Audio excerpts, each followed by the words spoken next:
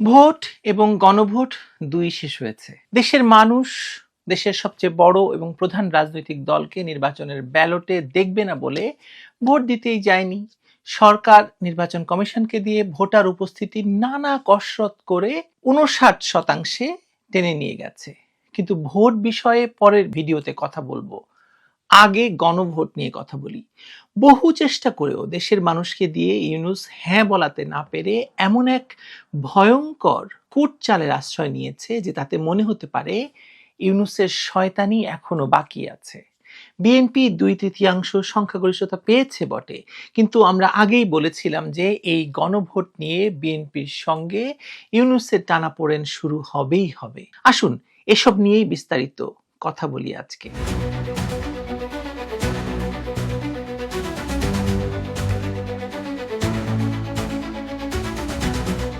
গণভোটে হ্যাঁ ও না মিলিয়ে মোট ভোট পড়েছে প্রায় ১১.৮৮%, অর্থাৎ ১২%-এর কিছু কম।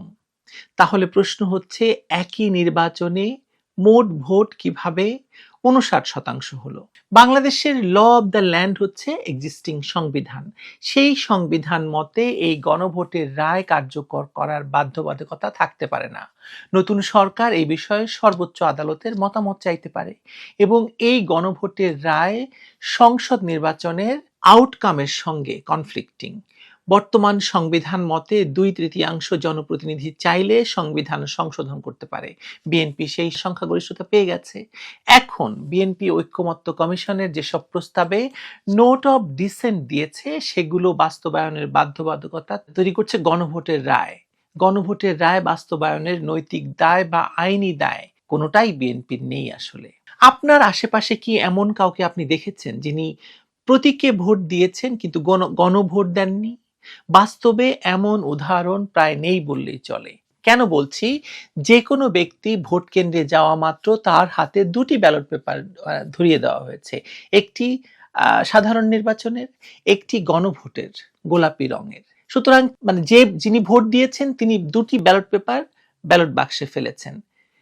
গণনার সময় কি করে লাল ব্যালট পেপার কম আর সাদা ব্যালট পেপার বেশি হলো?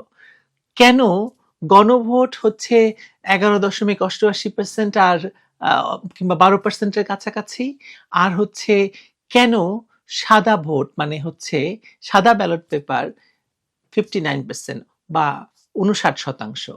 বাস্তবে এমন উদাহরণ নেই যে কেউ শুধুমাত্র একটি ব্যালট পেপার ব্যবহার করেছে। যদি গণভোটে অংশ এত কম হয় তাহলে স্বাভাবিকভাবে বোঝা যায় ঘোষিত ভোট বা মোট ভোটের হার নিয়ে গুরুতর প্রশ্ন ওঠাটা স্বাভাবিক। এই হিসেব অনুযায়ী যুক্তিসঙ্গতভাবে বলা যায় প্রকৃত ভোটার উপস্থিতি ১৫%-এর বেশি হওয়ার কথা নয়। অতএব গণভোটের সংখ্যাই ইঙ্গিত দেয় যে দেশের বিপুল সংখ্যাগরিষ্ঠ মানুষ ভোট কেন্দ্রে যায়নি, অর্থাৎ উল্লেখযোগ্য অংশের নাগরিক এই প্রক্রিয়ায় অংশগ্রহণ থেকে বিরত ছিলেন। ডক্টর ইউনূস সরকার এবং তার নির্বাচন কমিশন যে জুলাই সনদ বাস্তবায়নের জন্য গণভোটের আয়োজন করেছিল, তার ফলাফল বিশ্লেষণ করতে গিয়ে বেরিয়ে এসেছে ভয়াবহ জালিয়াতির চিত্র।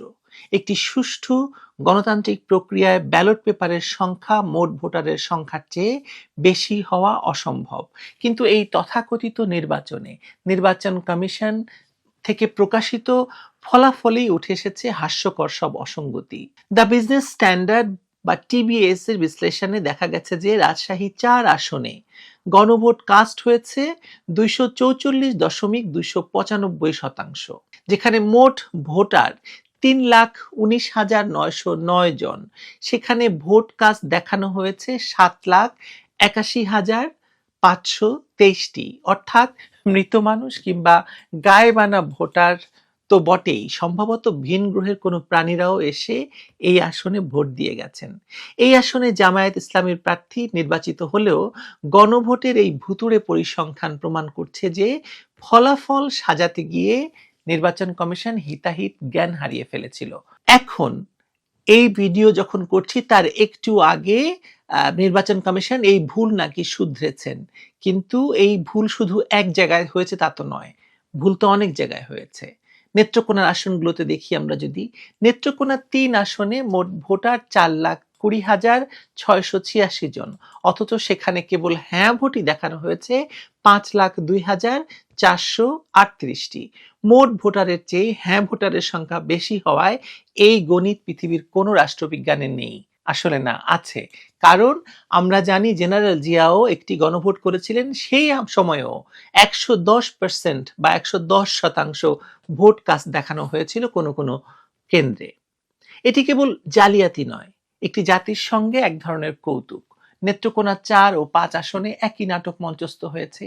এই পরিসংখ্যানগুলো প্রমাণ করে যে সরকার এবং নির্বাচন কমিশন ফলাফল নির্ধারণ করে রেখেছিল, কেবল সংখ্যা বসাতে গিয়ে তারা বড় ধরনের গরমিল করে ফেলেছে। যে কথা প্রোপাগান্ডা সচিব আগেই বলেছিলেন যে নির্বাচনের ফল প্রকাশ করতে এবার দেরি হতে পারে, কারণ এইসব সাজাতে হবে, তো অঙ্ক মেলাতে হবে, তো সমীকরণ তো মেলাতে হবে, না মেলালে এবং তড়িঘড়ি করতে গিয়ে নির্বাচনের পরদিন ফলাফল দিতে গিয়ে যা হবার তাই হয়েছে। নির্বাচন কমিশনের তথ্য মতে ত্রয়োদশ জাতীয় সংসদ নির্বাচন এবং গণভোটে মোট ভোটার ছিলেন 12,77,00,000-এর বেশি। ইসি দাবি করেছে বা নির্বাচন কমিশন দাবি করছে ভোট পড়েছে প্রায় 60.26% বা 59% আসলে সর্বশেষ দাবি করেছে।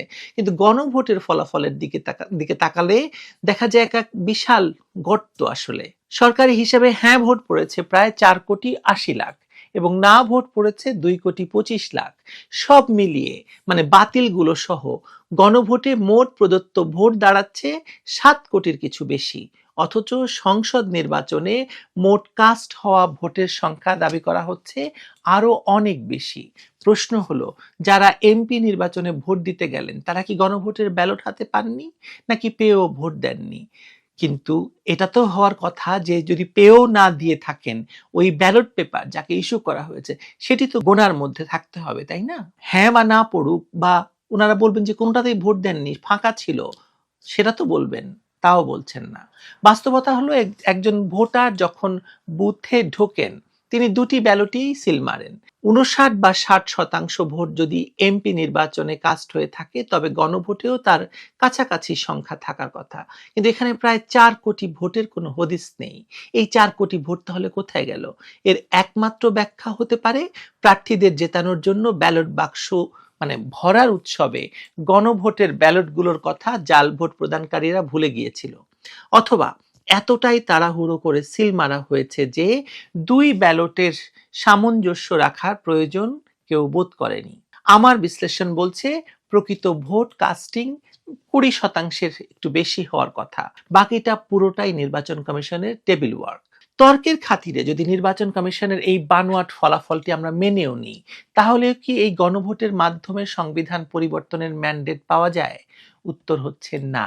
প্রদত্ত ভোটের মধ্যে হ্যাঁ জয়যুক্ত হয়েছে ঠিকই, কিন্তু মোট ভোটারের অনুপাতে হ্যাঁ ভোট পড়েছে মাত্র 37.6%। অর্থাৎ দেশের 62.4% মানুষ এই জুলাই সনদ বা ইউনূস সরকারের এজেন্ডার পক্ষে রায় দেয়নি।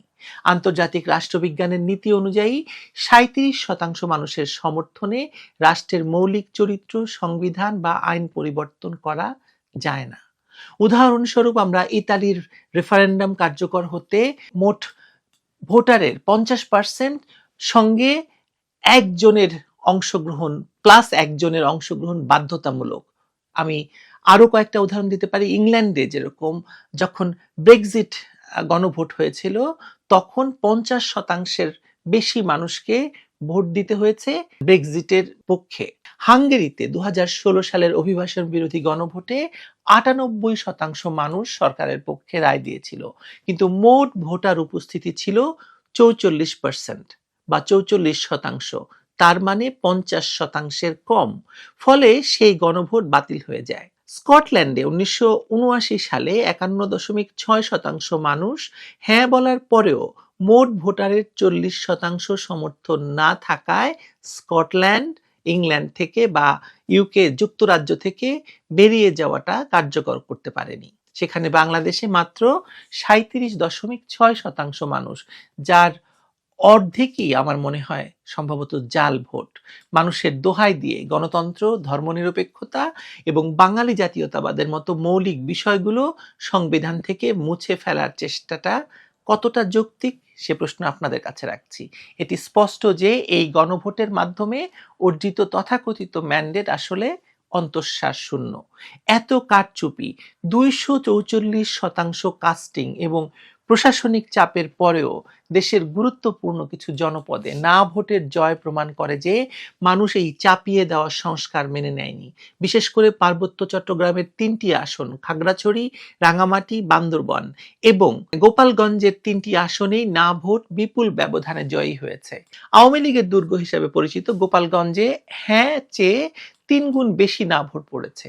এছাড়া ঝিনাইদহ, সুনামগঞ্জ এবং চট্টগ্রামের বেশ কিছু আসনে না জয়ী হয়েছে। এই 11টি আসনের মধ্যে 10টিতেই বিএনপির প্রার্থীরা জয়ী হয়েছেন। এটি ইঙ্গিত দেয় যে বিএনপির তৃণমূলের একটি বড় অংশ এই জুলাই সনদ বা ইউনুসীয় সংস্কারের বিপক্ষে অবস্থান নিয়েছে, যদিও দলটি প্রকাশ্যে নির্বাচনে অংশ নিয়ে হ্যাঁ ভোট দেওয়ার কথা বলেছিল।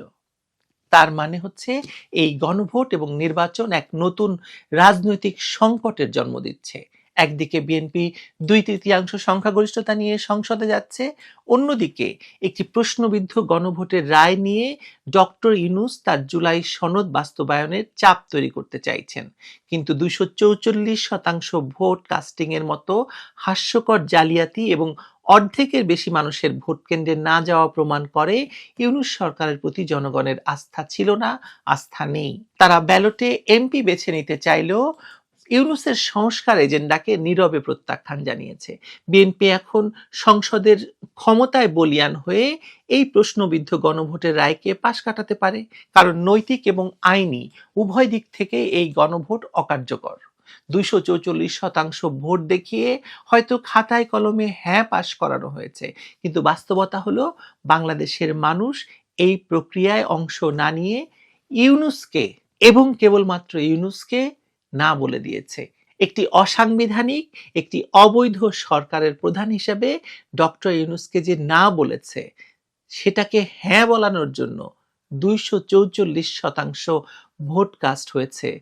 দেখানোর জালিয়াতি কেবলমাত্র ইউনূসের মতো জালিয়াতের পক্ষেই সম্ভব, যিনি কিনা বাংলাদেশের পুরো রাষ্ট্রকে, পুরো জাতিকে বলছেন জালিয়াতের জাতি। এই হচ্ছে পরিস্থিতি। ভালো থাকবেন সবাই।